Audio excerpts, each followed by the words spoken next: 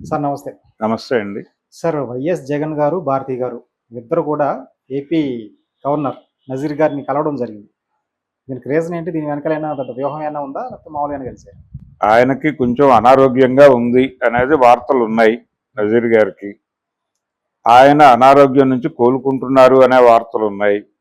ఆ నేపథ్యంలో వెళ్ళి కలిశారు తప్ప వేరే రాజకీయ ప్రయోజనాలు ఆశించి కాదు ఓకే. అని ఆల్రెడీ వైసీపీ నుంచి ఒక ప్రకటన వచ్చింది. ఓకే. అయితే తెలుగుదేశం పార్టీ దీన్ని రకరకాలుగా స్పెక్యులేట్ చేసి ప్రెస్ మీట్లు పెట్టి మరీ మాట్లాడుతున్నారు. ఇప్పుడు వర్ల రామయ్య గారు ప్రెస్ మీట్ పెట్టి మాట్లాడాడు. ఆయన ఏమంటాడంటే తను అరెస్ట్ అయిపోయే ప్రమాదం ఉంది లిక్కర్ స్కామ్లో, కాబట్టి అంటే అంతిమ లబ్ధిదారుడు జగన్మోహన్ రెడ్డి అనే విషయం అర్థమైపోతుంది, అందుకని తన్ని తాను కాపాడుకోవడం కోసం గవర్నర్ని శరణుజొచ్చాడు జగన్ అని చెప్పాడు ఆయన. అయితే ఇంకొక ప్రచారం జరుగుతోంది. నిజానికి వీళ్ళు గవర్నర్ని కలిసింది ఈరోజు అయితే, నిన్న భారతీయ సిమెంట్స్ కార్యాలయాల మీద దాడులు జరిగినాయి, ఆ నేపథ్యంలో కలిశారు అనేది ఇంకొక కథనం.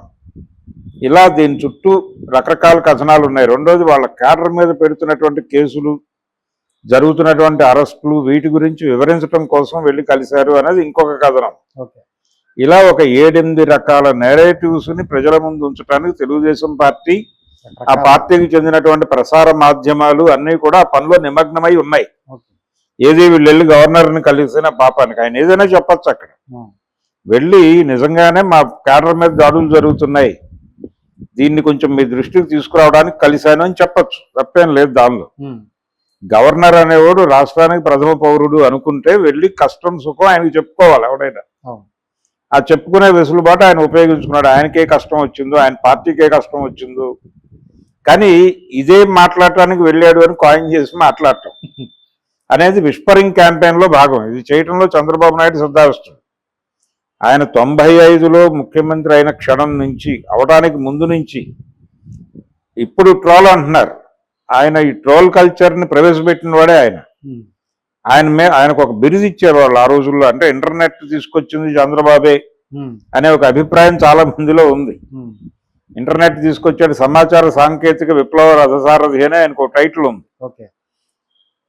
ఈ టైటిల్ నేపథ్యంలో ఆయన నిజంగానే ఆ టైటిల్కి అర్హుడు. ఆయన ఆ రోజున కూడా లక్ష్మీపార్వతి చేతిలోకి పార్టీ వెళ్ళిపోతుంది, రామారావు గారు ఆవిడ కంట్రోల్లోకి వెళ్ళిపోయాడు, ఆయన డెలివర్ చేస్తుంది ప్రతిదీ ఆవిడ అభిప్రాయమే అని ఒక ప్రచారం చేయడం ద్వారా విస్తృతంగా జనాలు మెదళ్లను పొల్యూట్ చేసి తన వైపు ఆకట్టుకున్నాడు. దీని నుంచి పార్టీని, ఎన్టీ రామారావుని కాపాడుకోవటం, లక్ష్మీపార్వతి అనేటువంటి పెను ప్రమాదం నుంచి పార్టీని, ఎన్టీఆర్ని కాపాడుకోవడం కోసం తిరుగుబాటు చేయాలనే ఉద్దేశంతో ఒక ధర్మ లక్ష్యాన్ని నిర్దేశించి అందరికీ తన వైపుగా ఆకట్టుకుని ఒక ఆపరేషన్ చేసి ఆయన్ని పదవీచ్యుతుని చేసి తన అధికారంలోకి వచ్చాడు. ఆయన దానికి ఆయన వాడింది కూడా ట్రోలే.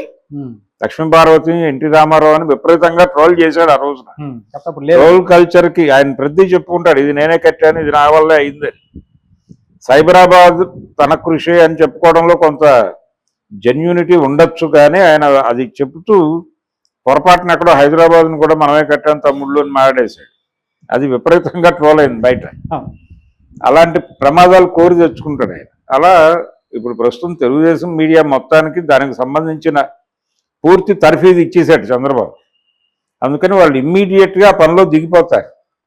అందులో భాగంగానే వర్లరామయ్య లాంటి వాడు తన నైతిక బాధ్యతగా భావించి వెంటనే మీడియా సమావేశం ఏర్పాటు చేసి, ఇంకేముంది జగన్ అంతిమ లబ్ధిదారుడని తేలిపోయింది, ఇంకా రేపో ఎల్లుండో అరెస్టు అయిపోవడమే ఖాయం, ఈ అరెస్టు నుంచి తప్పించమని శరణు చూర్చడానికి ఆయన గవర్నర్ని కలిశాడు, గవర్నర్ కాళ్ళ దగ్గర పడి వేడుకున్నాడు లెవెల్ దాకా చెప్పేస్తున్నాడు ఆయన.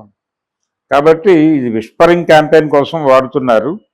నిజానికి జగన్ అరెస్ట్ చేసే మూడు ఉందా ప్రభుత్వానికి లేదా అనే దగ్గర చంద్రబాబు నాయుడు గారు ఒక క్లారిఫికేషన్ ఇచ్చాడు ఈ మధ్య. అంటే నన్ను అరెస్ట్ చేయడం ద్వారా అతని అధికారానికి అతనే చెక్ పెట్టుకున్నాడు, ఇప్పుడు నేను కూడా అదే పని చేయాలా అని ఒక ప్రశ్న అడిగాడు క్యాడర్ని.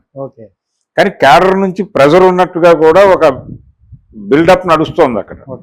అంటే తెలుగుదేశం పార్టీకి చెందిన ప్రసార మాధ్యమాలన్నింటిలోనూ చంద్రబాబు నాయుడు చాలా లూజ్గా వ్యవహరిస్తున్నాడు జగన్మోహన్ రెడ్డి పట్ల, వైసీపీ పట్ల అని మాట్లాడతారు. వీళ్ళందరూ పట్టించుకొని ప్రపంచం దృష్టి నుంచి దాచిపెట్టాలనుకుంటున్న విషయం ఏంటంటే, జగన్మోహన్ రెడ్డి ఎందుకున్నాడు అక్కడ, ఎందుకున్నాడు అంటే బీజేపీ అతను ఉండాలని కోరుకుంటోంది కాబట్టి ఉన్నాడు. ఎన్డీఏ ప్రభుత్వం అధికారంలో ఉంది అక్కడ. ఆయన బీజేపీ గురించి ఒక మాట మాట్లాడు జగన్మోహన్ రెడ్డి. చంద్రబాబుని పవన్ కళ్యాణ్ని తిడతాడు తప్ప బీజేపీ గురించి మాట్లాడ్డా. మాట్లాడకపోవడానికి ఆయన రీజన్స్ ఆయనకు ఉన్నాయి. ఆయన అలా ఉండటానికి బీజేపీకి ఒక ప్రోగ్రామ్ ఉంది. చంద్రబాబు అనే పేపర్ ఎగరకుండా పేపర్ వెయిట్ జగన్ అనేవాడు ఉండాలనేది వాళ్ళ ప్రోగ్రాం. అందుకని ఈ అరెస్టు జరిగినా ఏం జరిగినా వాళ్ళు ఓకే చెప్తే తప్ప జరగదు. కేంద్ర హోంశాఖ ఆమోదంతోనే చంద్రబాబు నాయుడిని గతంలో అరెస్ట్ చేశాడు జగన్మోహన్ రెడ్డి. ఇప్పుడు జగన్మోహన్ రెడ్డిని లోపలేయాలన్నా వాళ్ళ అనుమతి కావాలి అనివార్యంగా.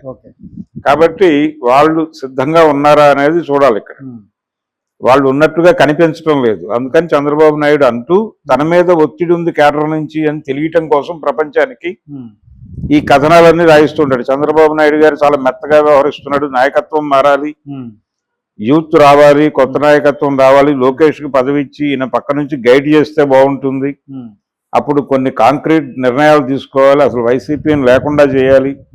ఇలాంటి కథనాలన్నీ అంటే వాళ్ళు ఎంత వేధించారు రాష్ట్ర ప్రజల్ని, మన మీద ఎంత ఆశలు పెట్టుకున్నారు ప్రజలు, వాళ్ళు పెట్టుకున్న ఆశలన్నీ వైసీపీ నిర్మూలన కోసం అన్నట్టుగా వీళ్ళు ఆ డ్రైవ్ చేస్తారు. దాన్ని డ్రైవ్ చేసి ఆ విధంగా ప్రజాభిప్రాయాన్ని కూడగట్టి జగన్ని పొలిటికల్ గా ఏ రకమైనటువంటి మైలేజీ లేకుండా చేయడం కోసం నిరంతరం చెవి కింద జోరీగా ప్రచారం చేస్తూ ఉంటారు. ఆ ప్రచారం చేయటం కోసం ఈ గవర్నర్ దగ్గరికి అతను వెళ్ళటాన్ని కూడా వాడుకుంటున్నారు. కానీ ఆయన తన కష్టం చెప్పుకోవడానికి వెళ్ళుండొచ్చు, తన కేడర్ మీద జరుగుతున్న దాడుల గురించి చెప్పుకోవడానికి వెళ్ళుండొచ్చు. అయితే వాళ్ళు వెళ్ళినది సతీ సమేతంగా ఆయన వెళ్ళాడు. పరామర్శ కోసం మాత్రమే అని వైసీపీ ఇచ్చినటువంటి ప్రకటనను ఎందుకు నమ్మట్లేదు వీళ్ళు? నమ్మితే వీళ్ళకి వచ్చే ప్రాబ్లం ఏంటి? లేదు, దాని వెనకాల ఏదో వెతికి తవ్వి అతని మీద బురదయ్యాలి. ఆ బురదేసే ప్రోగ్రాం నడుస్తుంది. అరెస్టు జరుగుతుందా లేదా అని అనుమానమే. అరెస్టు జరుగుతుందని నేనైతే అనుకోవడం లేదు. కానీ కంట్రోల్ చేస్తారు, కంట్రోల్ చేసి అతన్ని అదుపులో ఉంచుతారు. అతను ఇప్పటికే అదుపులో ఉన్నాడు. నిజానికి ఆంధ్రప్రదేశ్ దౌర్భాగ్యం ఏంటంటే అక్కడ 3 ప్రాంతీయ పార్టీలు ఉన్నాయి. 3 ప్రాంతీయ పార్టీలు కూడా భారతీయ జనతా పార్టీకి సరెండర్ అయి ఉన్నాయి. కరెక్ట్. అది దౌర్భాగ్యం. అటువంటి దౌర్భాగ్య స్థితిలో ఉన్నటువంటి ఆంధ్రప్రదేశ్లో కొత్త రాజకీయం ఎవరు మాట్లాడతారో తెలియదు. ఇది వాళ్ళల్లో వాళ్ళు ఏదో గిల్లి కజ్జాల్లాగా తయారైంది పరిస్థితి. జగన్మోహన్ రెడ్డి గవర్నర్ని కలవటం అనగానే వెంటనే జగన్ మీద ఎలా దాడి చేయాలనేది ఎవరి స్క్రిప్ట్ వాళ్ళు పట్టుకుని రోడ్డు మీదకి వచ్చేసారు. ఎవరి స్క్రిప్టు నిజం కాదు. అందరి స్క్రిప్ట్లు రాస్తున్న వాళ్ళు ఢిల్లీలో ఉన్నారు. Okay, thank you sir.